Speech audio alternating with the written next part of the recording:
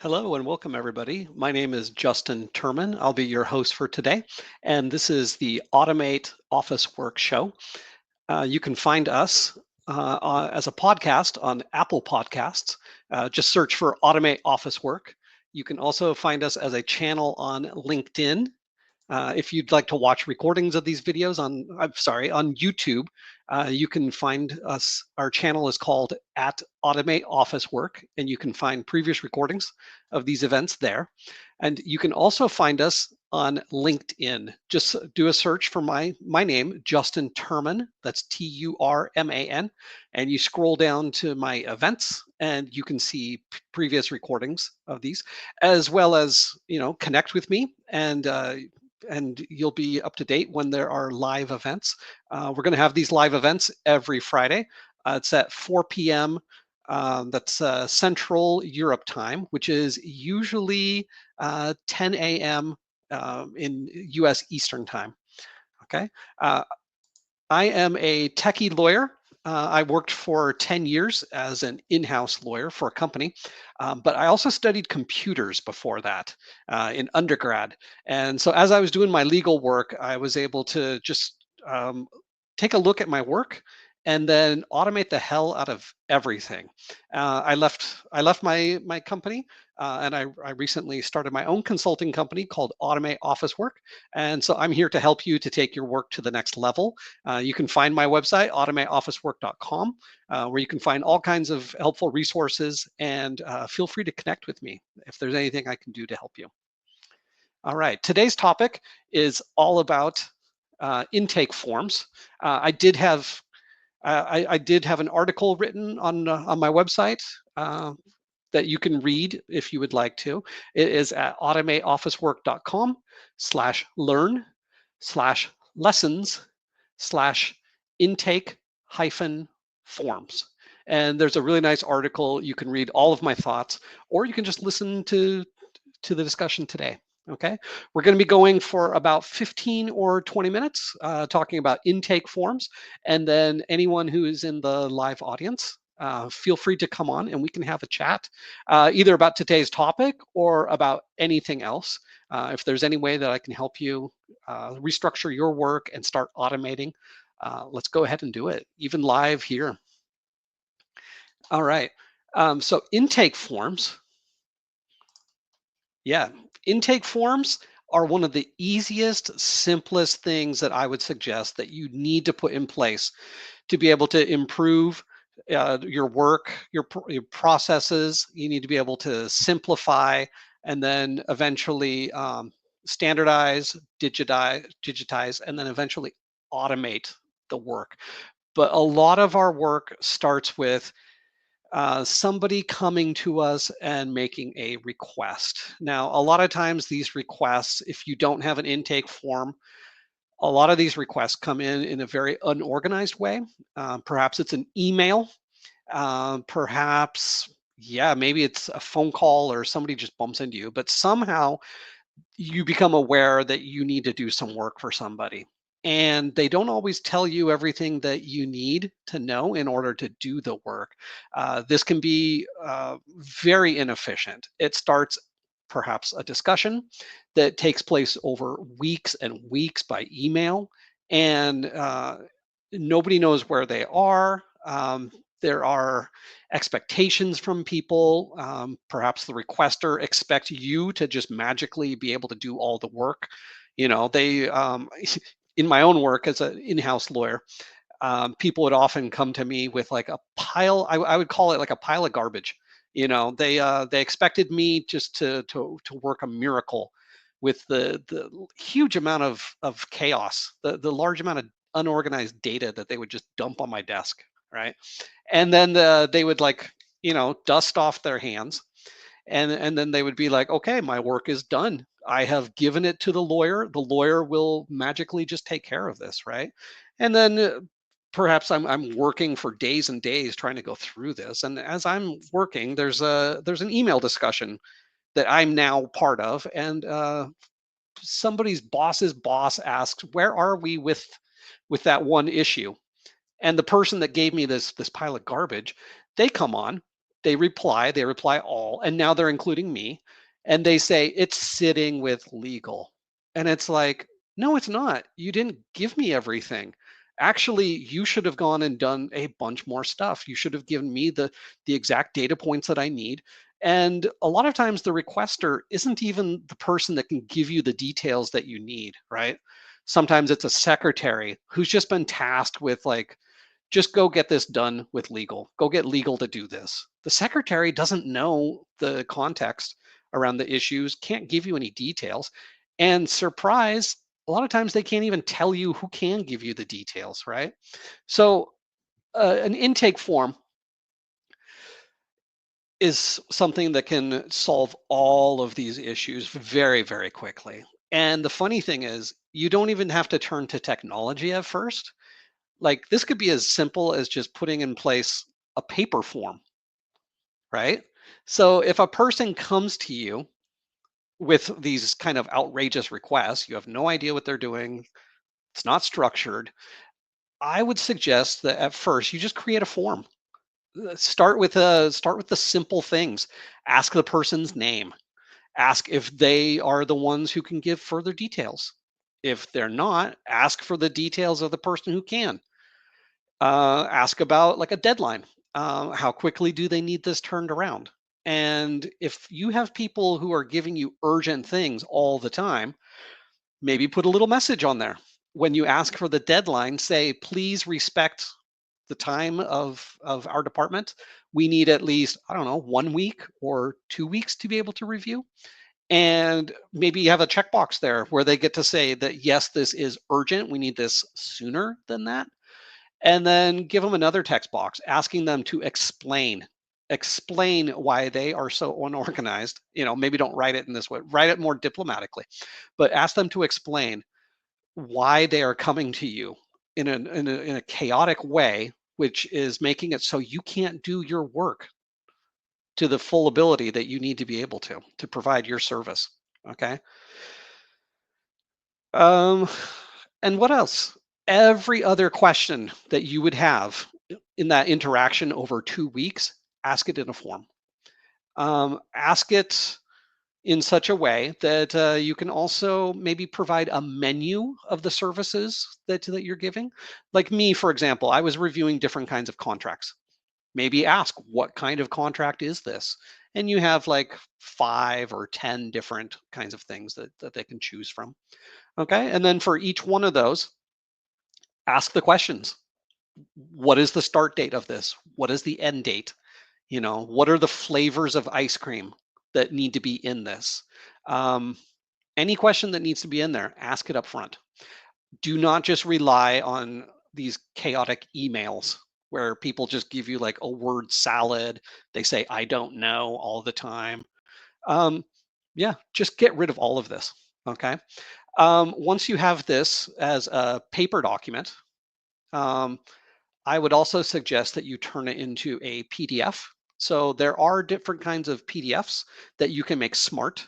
I actually did this at my old company, and it was actually the IT department came to me.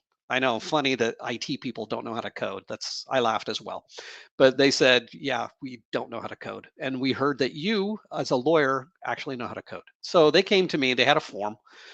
This form was like 40 pages long because it gave the menu of everything for this specific type of form. Okay. And the reason it was 40 pages long was because they had the questions for every single type of request on there. So what I did was the very first thing I did was I put the question, what type of form is this, at the very beginning, and we made it a drop down menu on this PDF. Okay, there was like 10 or 12 different types of forms. When the user selected the type of form that they were filling in, it hid all of the extra questions that they didn't need to see. So we took this form down from like 45 pages down to 2. Okay, much better user experience. Okay, please make your form smart. I know it's difficult to do in Word, but if you can do it when you switch to like a PDF, go ahead and do that. Okay, make it smarter. I would also suggest that you need to go beyond PDFs. Um, Ideally, your users should be pointed to a web page. So, like I said at the very beginning of this interaction with a requester coming to me, I would give them a piece of paper, right? Ideally, I don't want this person to have to come to me physically. I don't want to be handing them a piece of paper. Ideally, when people email you, you should reply back, "Thank you for this. In an effort to help you better, you know, put it in a diplomatic way, that you're helping this person in a better way. In order to help you in a better way, please find this URL, and you'll be and they'll send out they'll fill out your form. Okay. You might also have heard about Microsoft Forms. And Microsoft Forms is a great way to get started as well. It is a kind of a form, but I would say it is very limited in my experience. It's more like you're having the person fill out a survey, survey questions, really like rating from 1 to 10. How much do you like this or something? That's not the type of questions that I ask when I'm looking at a request for a legal document. My questions are more like, are there extra documents? Are there price lists? Are there files? You need to upload these, and I need to be able to constrain the person to different types of files. I know Microsoft Forms, at least when I used it last, it had a limit of like 10 uploaded files that you could have. Okay, so if that's good enough for you, maybe use it. I found that it wasn't good enough for me. I needed to be able to set different minimums and limits and constrain the file types. I also needed, yeah, just different kinds. I'll be showing in my SharePoint solution the different kinds of data types that I needed to be able to have. Also, Microsoft Forms, it creates kind of a spreadsheet for you. It shows how this person's answers relate to all the other previous answers. So it's really like a survey. Like 50% of people said this. I don't need that kind of ability when I'm taking in my requests. What I need is to be able to then track the data points. Like, yes, we've received all the data points. Maybe I have been able to take all those data points and filled in a contract template. I need to be able to save that contract template somewhere.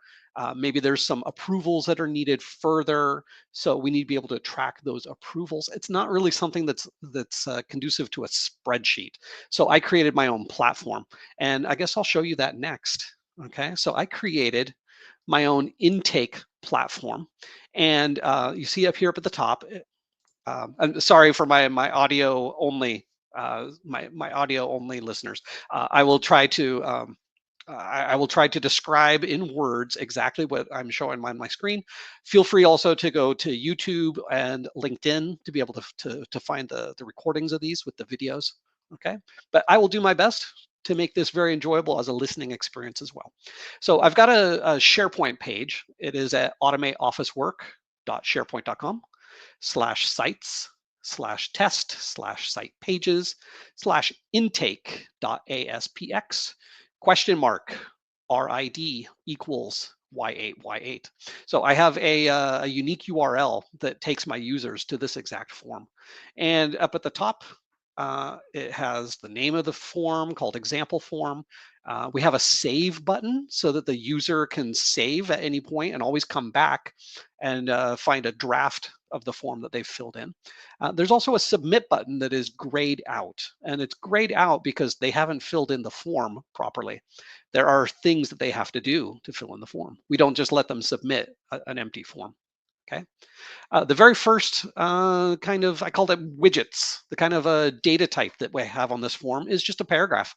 And this paragraph welcomes the user, lets them know how to fill in this form, lets them know that the next thing in the form that they are mandatory to do and they haven't done yet, it has an orange background.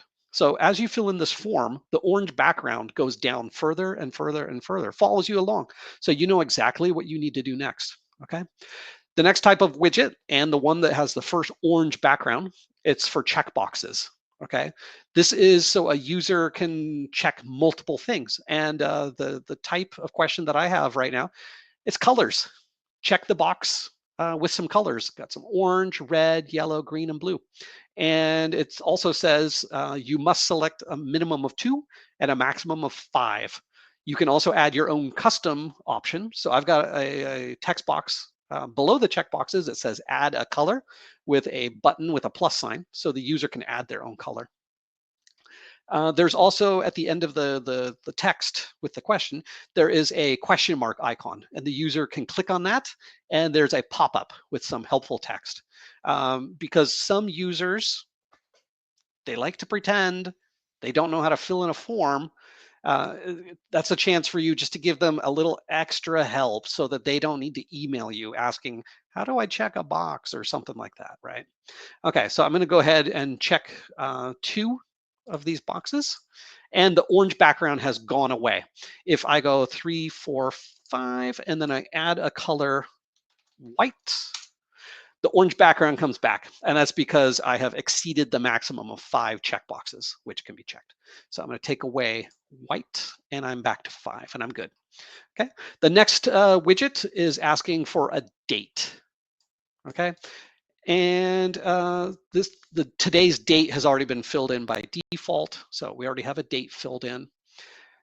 This is really nice because when you ask a person a date, especially if you're an international company, people give dates in different formats.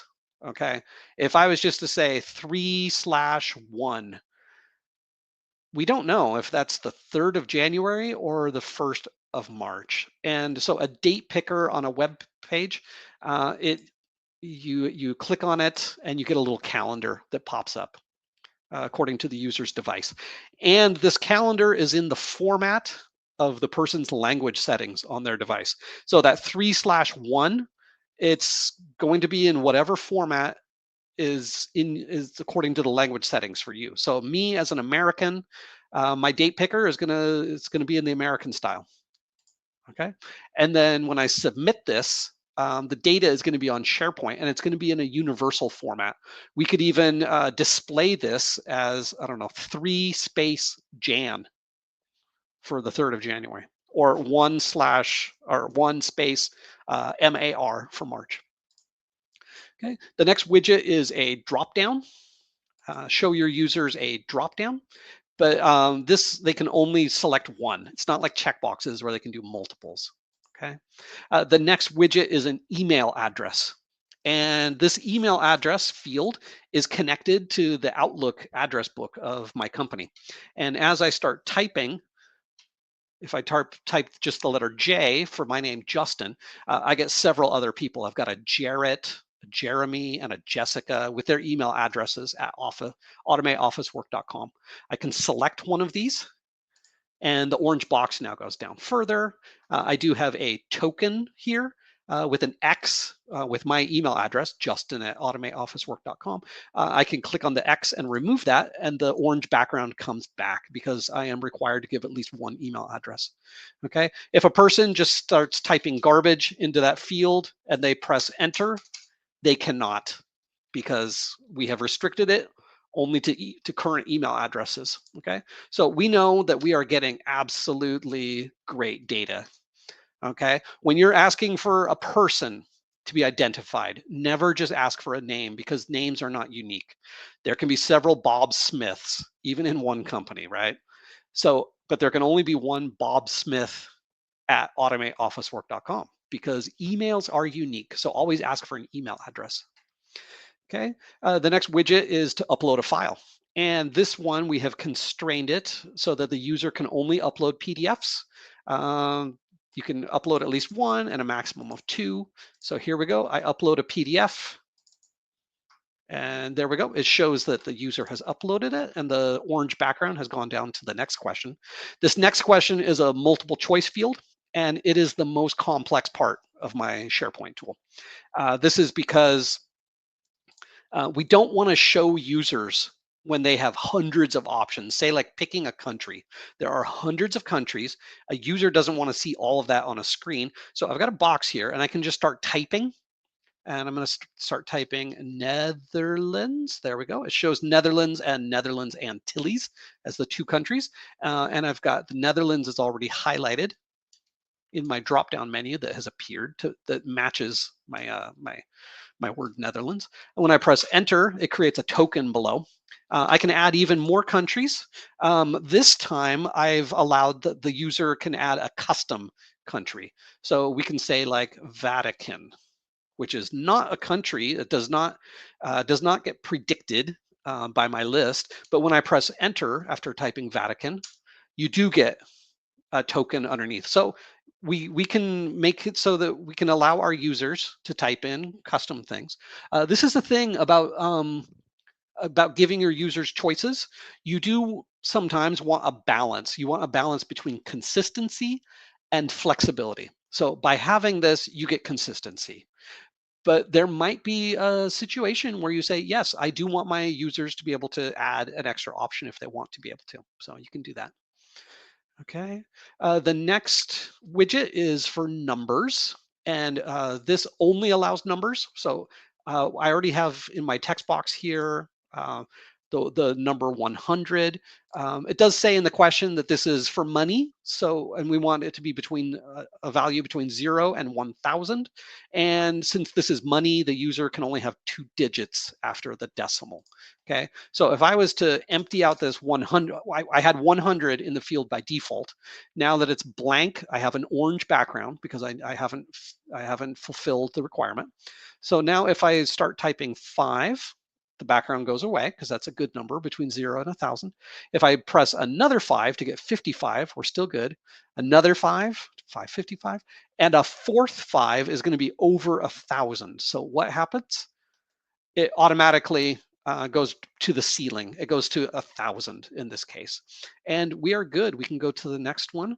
The next widget is radio buttons. We're asking the user to select their favorite season. We've got summer, fall, winter, and spring. If I choose, I also have an other option, which says other season. And if I select that, I do get an error message. It says you must specify other. So now I have to start typing in something in my other box. And once I do, the orange background goes away and we go down to the next widget. This next widget is for spreadsheet data. Okay, it often happened in my work that I needed a price list that needed to go into a contract. And how would the person give me this price list? Well, they would give it to me as an Excel spreadsheet or something in a Word document, or heaven forbid, they would give me like a scan of a photo of something that was blurry and off, and I would have to like retype from this blurry handwritten stuff, and I hated that, right? So instead of asking just for a spreadsheet of data or some other file type, we want to get the pure data itself. So I've got a spreadsheet widget here, and the person can manually fill in. I've got 3 columns here for item, description, and price.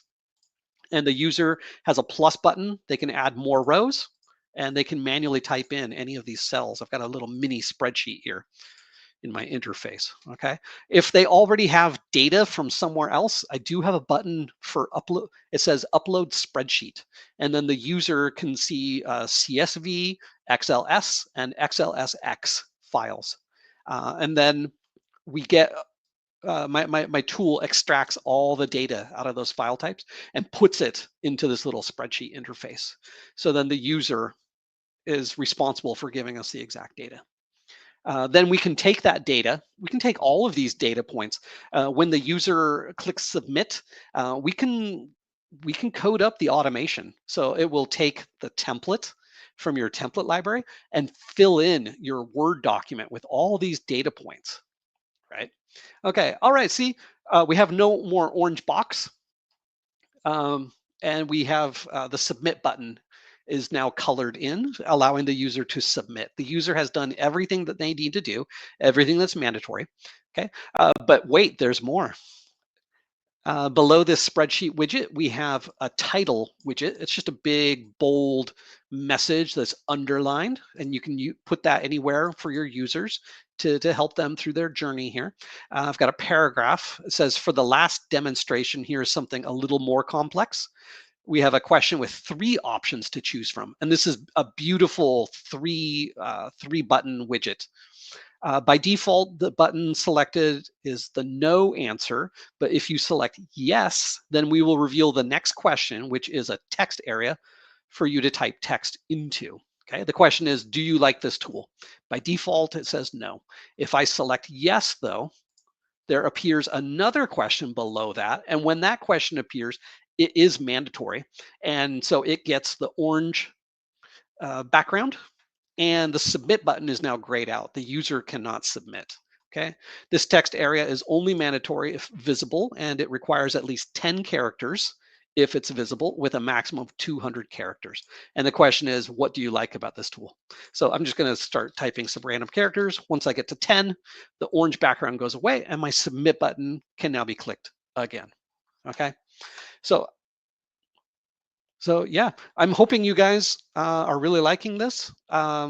You are able to, with intention, structure your work. Make it so that your users have a really good experience. They give you the exact data that they need, perhaps with some extra training, some extra help, and then you can get the exact data that you need to be able to help your people. Um, yeah, you are not a bottleneck, especially when they're giving you garbage. You need to be able to direct and guide people. Um, yeah. So I'm wondering if there's anybody on the live audience. Um, doesn't appear to be so. Yeah. If you guys would like to be a guest on in the future, if you have gone through this journey yourselves and you've got some tools to show to help people to know what's possible, feel free to email me, justin@automateofficework.com. You can also find me on LinkedIn, connect, and let's talk. Also, if you're a beginner at this and perhaps you have no idea where to start, um, you can also reach out to me. We can have a chat here. Come on and be my guest. We can map out your work. We can give you a map that then you can take to your IT department.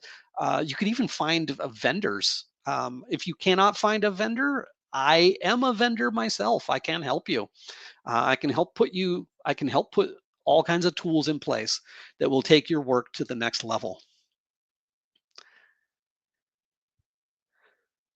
All right.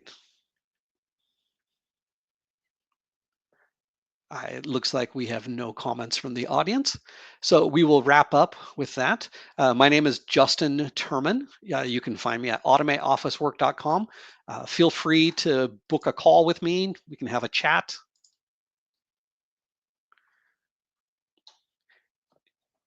And with that, I wish you happy automating.